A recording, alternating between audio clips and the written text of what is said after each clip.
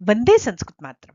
प्रिय विद्यार्थियों, अशुद्धि संशोधन के प्रश्नों को हल करने के पूर्व शुद्ध वाक्य रचना से संबंधित सभी नियमों की जानकारी होना अत्यंत आवश्यक है। इसलिए आज के इस वीडियो में हम सीबीएसई के पिछले अनेक वर्षों के प्रश्न पत्रों में आए हुए अशुद्धि संशोधन के प्रश्नों को तर्क सहित इस प्रकार हल करेंगे कि उन्हें हल करने के साथ ही हम शुद्ध वाक्य रचना से संबंधित अनेक महत्वपूर्ण नियमों को भी जान सके।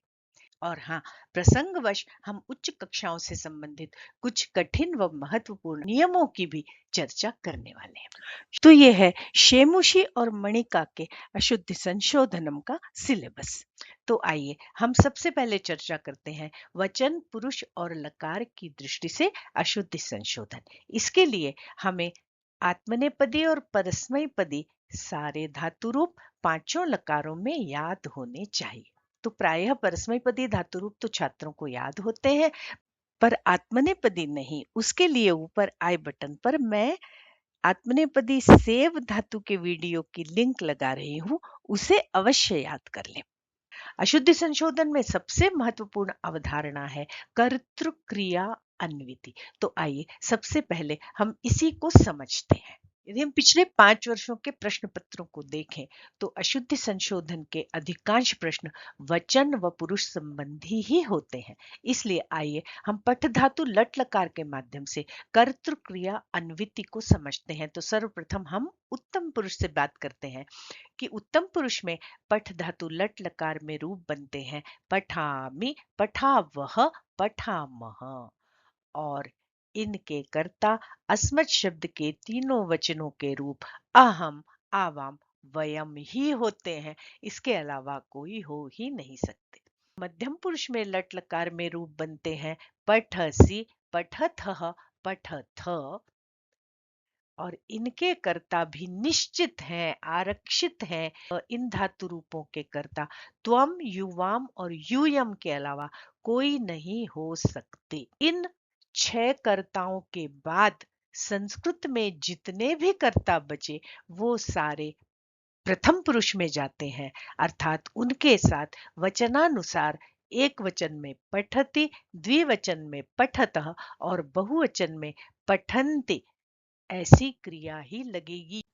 तो कर्तृ क्रिया की अन्विति समझना हमारे लिए इसलिए भी आवश्यक है क्योंकि इससे संबंधित प्रश्न केवल अशुद्धि संशोधन में ही नहीं वरन अपठित गद्यांश और पठित गद्यांश, पद्यांश और नाट्यांश में भी पूछे जाते हैं।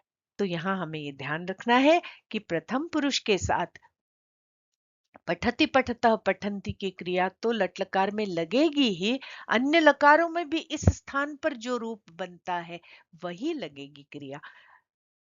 त्वम, युवाम, यूयम के साथ सभी लकारों में मध्यम पुरुष की इसी स्थान की क्रिया लगेगी और उत्तम पुरुष के अहम, आवाम, वयम के साथ भी इसी स्थान पर लिखी हुई सभी लकारों के उत्तम पुरुष की क्रिया लगेगी। यह बात हमें हमेशा ध्यान रखना है। तो ऊपर आई बटन पर लगे हुए वीडियो को देखकर आप इस अवधारणा को और विस्तार से समझ सकते हैं। अब बात करते हैं वचन, लिंग और विभक्ति की दृष्टि से अशुद्धि संशोधन की।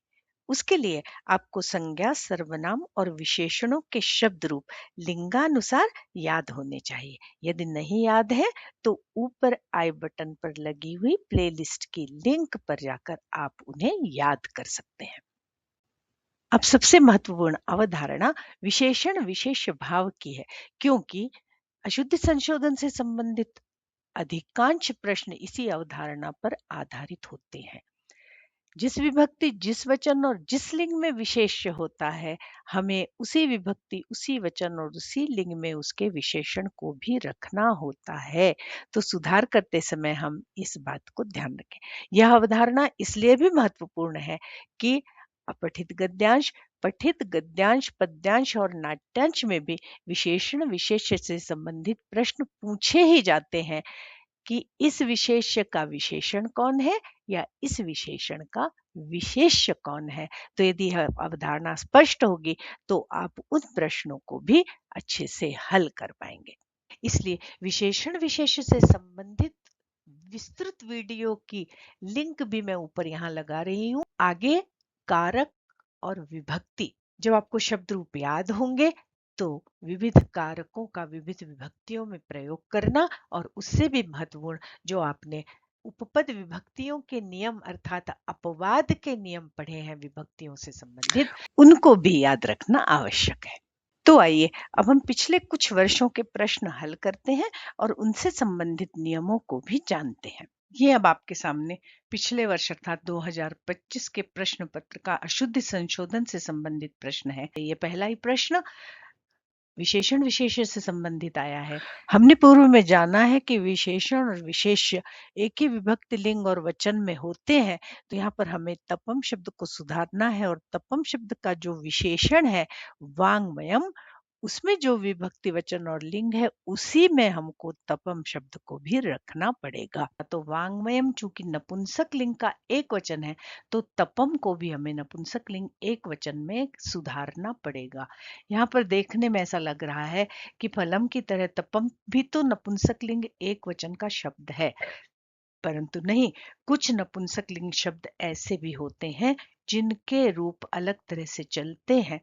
तो इसका मूल शब्द है तपस और इसके रूप चलते हैं तपह तपसी तपांसी, तपह तपसी तपांसी। तो प्रथमा के एक वचन में तपह बनता है, तपम नहीं।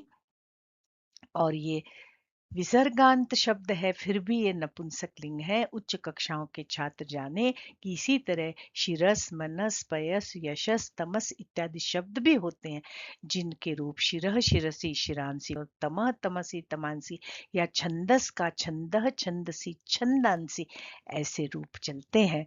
और प्रथमा के एक वचन में मनः, पयः, तपः, यशः, तमः, छंदः ऐसे विसर्गांत शब्द बनते हैं जो नपुंसक लिंग के हैं। तो इसका सही उत्तर होगा तपः। दूसरा देखिए, मातरः शिशून कथयति। तो अब यहाँ हमें जो कर्तृक्रिया अन्विति हमने सीखी वो काम आएगी। तो हम देखें कि इस कथयति क्रिया का कर्ता है मातरः, मातृ शब्द का बहुवचन है, तो फिर कथ धातु भी प्रथम पुरुष बहुवचन में जाएगी और इसका सही उत्तर होगा कथयन्ति। अगला प्रश्न देखिए, मेषः अश्वशालां प्रविशति भूमे च लुठति। इसके पूर्व हमने जो पहला प्रश्न देखा था पयस, पयः, पयसी, पयांसी वाला, वो विशेषण विशेष्य के साथ ही शब्द रूपों से संबंधित था। यहाँ पर भी ये प्रश्न शब्द रूप से संबंधित है। तात्पर्य है कि आपको शब्द रूप याद होने बहुत आवश्यक है अशुद्धि संशोधन वाले प्रश्न को हल करने के लिए। भूमि पर लौटता है, भूमे लिखा है, अकारांत में जैसे रामे बनता है वैसे यहाँ भूमे बना दिया है, जो कि गलत है। भूमि शब्द इकारांत स्त्रीलिंग शब्द है और उसकी सप्तमी में भूमे नहीं भूमौ बनता है। तो हमारा सही उत्तर होगा भूमौ च लुठति।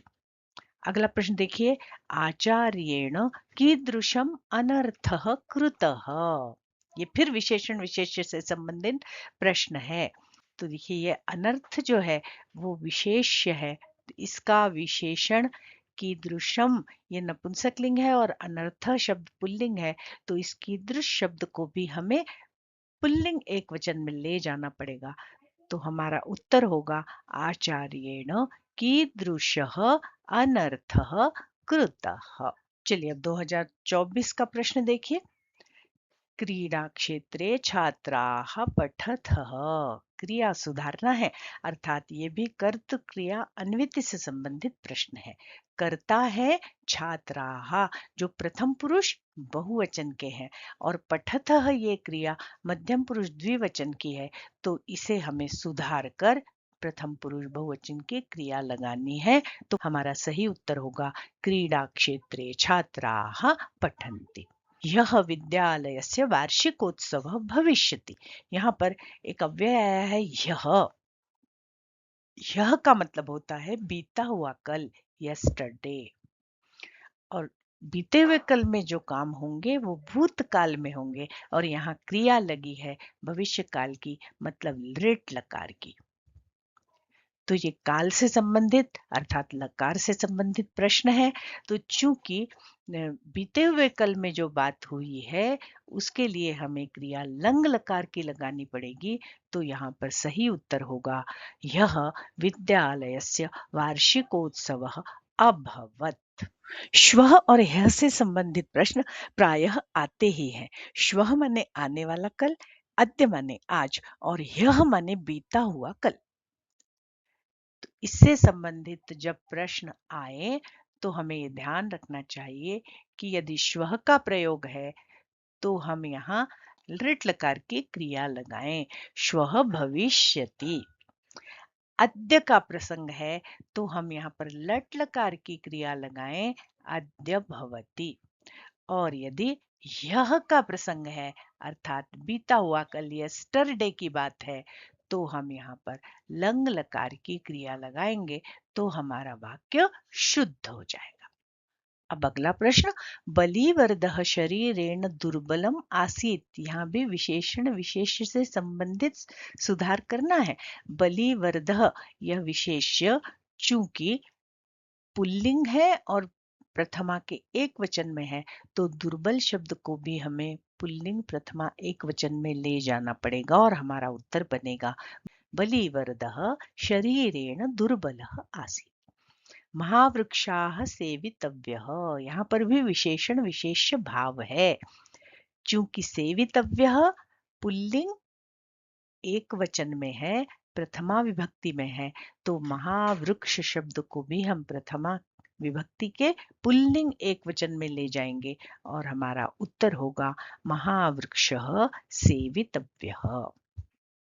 2023 का प्रश्न पत्र देखिए, पर उससे पूर्व चैनल को सब्सक्राइब करें, वीडियो पसंद आए तो उसे लाइक करें, अपने अच्छे कमेंट्स अवश्य करें, इसे अपने मित्रों एवं छात्रों के साथ शेयर करें ताकि मेरे श्रम का लाभ अधिकाधिक छात्रों को मिल सके।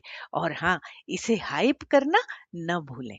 इस प्रकार संस्कृत के प्रचार प्रसार में आप मेरे सहयोगी बन सकते हैं। पवनम वेगेन वहति, यहाँ लिंग संबंधी दोष है। पवनम शब्द यहाँ नपुंसक लिंग में लिखा गया है जबकि पवन देव पुल्लिंग का शब्द है, इसलिए पवनः वेगेन वहति।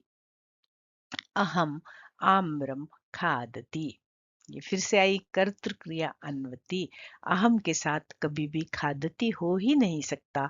उत्तम पुरुष एक वचन की क्रिया लगेगी और हमारा सही वाक्य बनेगा अहम आम्रम खादामि। मोहनः गृहं तत्रास्ति, यह विभक्ति से संबंधित प्रश्न है। मोहन का घर, इसमें षष्ठी लगानी है हमें, तो षष्ठी बनेगी मोहन की, मोहनस्य। मोहनस्य गृहं तत्रास्ति। भवान श्वः कुत्र गच्छति, देखिए यहाँ श्वः शब्द आया, श्वः माने आने वाला कल, इसके साथ लृट लकार लगेगा और हमारा वाक्य बनेगा भवान श्वः कुत्र गमिष्यति। यहाँ पर एक अवधारणा और समझ लें कि भवत शब्द माने चाहे भवान हो चाहे भवती, दोनों के साथ प्रथम पुरुष की ही क्रिया लगती है, मध्यम पुरुष की नहीं। कभी कभी इससे संबंधित अशुद्धि संशोधन भी पूछा जाता है। अब 21-22 का प्रश्न पत्र देखिए, त्वम पाठम पठति, ये तो बड़ा सरल सा है। त्वम के साथ पठति हो ही नहीं सकता, इसके साथ मध्यम पुरुष की एक वचन की क्रिया लगेगी, तो हमारा उत्तर होगा त्वम पाठम पठसि। फलाह करंडके सन्ति, ये लिंग संबंधी अशुद्धि है। फल शब्द नपुंसक लिंग होता है, उसके बहुवचन में बनेगा फलानि, तो उत्तर होगा फलानि करंडके सन्ति। तौ बालकौ गच्छति, फिर कर्तृ क्रिया अन्विति है, वचन से संबंधित है।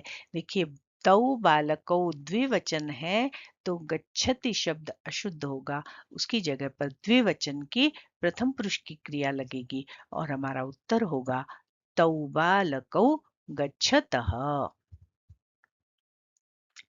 राधा श्वः गच्छति, ये देखिए श्वः यह से संबंधित प्रश्न बार बार आ रहे हैं, इसको ध्यान से समझिए। श्वः आया है तो लृट लकार, यह आया है तो लंग लकार, तो राधा श्वः गच्छति की जगह होगा राधा श्वः गमिष्यति। अब देखते हैं 2020-21 के अशुद्धि संशोधन के प्रश्न। पहला देखिए, भवान फलम खाद। अभी पूर्व में जैसे मैंने बताया कि भवत शब्द के साथ मध्यम पुरुष की क्रिया नहीं लगती। त्वम फलम खाद ये तो सही है, पर भवान के साथ प्रथम पुरुष एक वचन की क्रिया लगेगी। भवान फलम खादतु। वृक्षाणि हरिताः सन्ति। यह प्रश्न देखिए, लिंग से संबंधित भी है और विशेषण विशेष्य से संबंधित भी है। वृक्ष शब्द पुल्लिंग में होता है, इसलिए वृक्षम वृक्षे वृक्षाणि ऐसे रूप नहीं चलेंगे। दूसरी बात है कि यहाँ पर वृक्षाणि और हरिताः में विशेषण विशेष्य भाव है, तो हरिताः शब्द चूंकि पुल्लिंग का बहुवचन है, तो फिर वृक्ष शब्द को भी हम पुल्लिंग बहुवचन में ले जाएंगे और हमारा उत्तर बनेगा वृक्षाः हरिताः सन्ति। सह ग्रामम गच्छन्ति।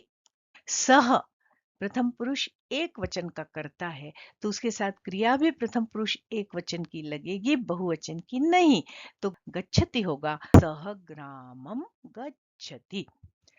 आनंद यह न आगमिष्यति। देखिए यह आया तो आपको अब समझ में आ गया होगा कि यह के साथ लंग लकार की क्रिया हम लगाएंगे, और चूंकि आनंद एक वचन है तो यहाँ पर एक वचन की ही क्रिया लगेगी और हमारा शुद्ध वाक्य बनेगा आनंदः ह्यः न आगच्छत्।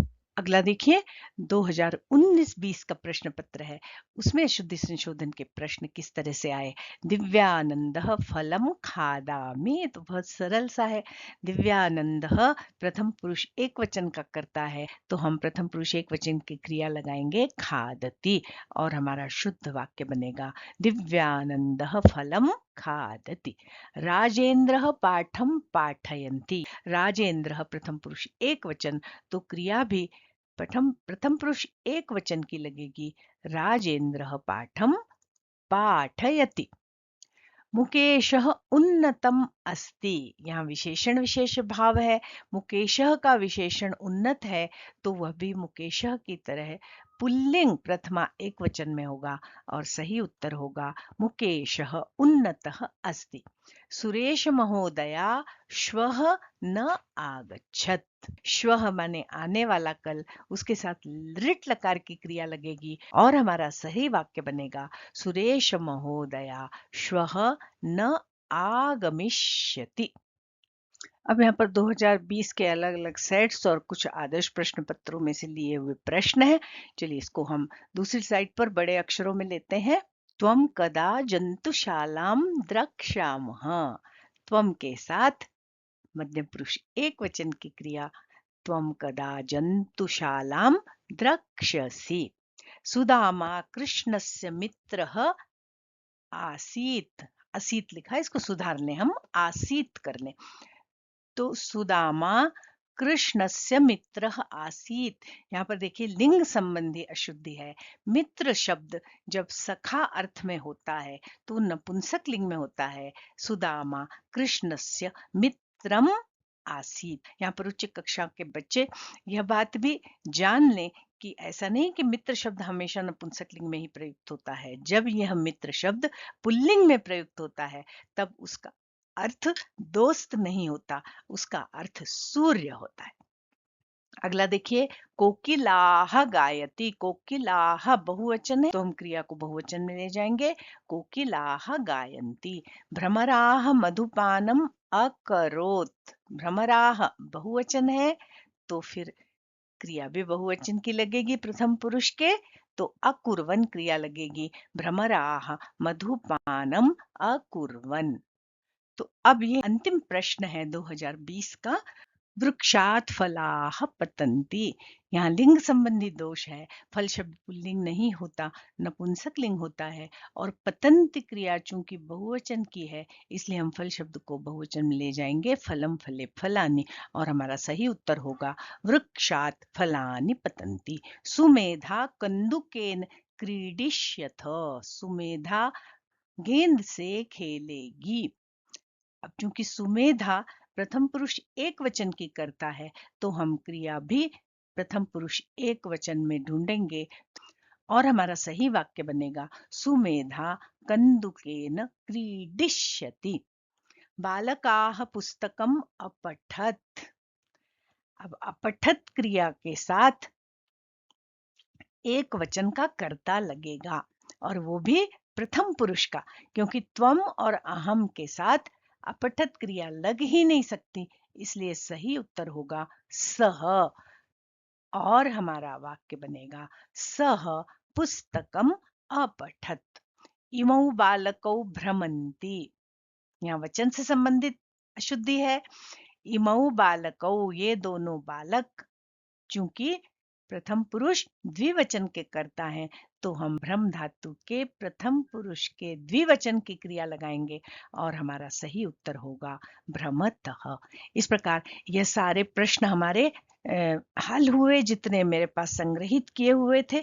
अब उच्च कक्षा के छात्रों के लिए मैं यह बताना चाह रही हूँ कि यह तो 10वीं बोर्ड से संबंधित परीक्षाओं के छात्रों के लिए अशुद्धि संशोधन के प्रश्न उत्तर हुए, पर उच्च कक्षाओं और प्रतियोगी परीक्षाओं में बैठने वाले छात्रों को इससे अधिक विषयों पर भी अशुद्धि संशोधन के प्रश्न आते हैं, यथा वाच्य परिवर्तन संबंधित, विशेषण विशेष संबंधित, कठिन उपपद विभक्तियों से संबंधित, कृदंत शब्दों तथा तद्धितांत शब्दों का लिंगानुसार प्रयोग करने से संबंधित तथा समस्त पदों से संबंधित अशुद्धि संशोधनों का अभ्यास भी उच्च कक्षा के छात्रों को करना चाहिए। साथ ही वारी, मधु, नामन, व्योमन, शिरस, पक्षिन, मंत्रिन, कर्म जैसे पुल्लिंग और नपुंसकलिंग शब्द रूप भी आपको याद करना आवश्यक है। जैसे वारी, इकारांत नपुंसकलिंग वारी वारिणी वारीण, ओकारांत मधु मधुनी मधुनी, या नकारांत नाम नामनी नामानी, या कर्म कर्मणि कर्माणि जैसे जो शब्द रूप हैं उन्हें भी आपको याद करना आवश्यक है। तो आज के लिए बस इतना ही। सीबीएसई क्लास 10th के पिछले 5-6 वर्षों के बहुत सारे प्रश्न पत्रों को हल करके मैंने यूट्यूब पर अपलोड किया है।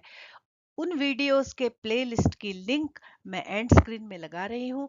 यदि आप उन वीडियोस को देखते हैं तो 10वीं संस्कृत का पेपर हल करना आपके लिए बहुत सरल हो जाएगा।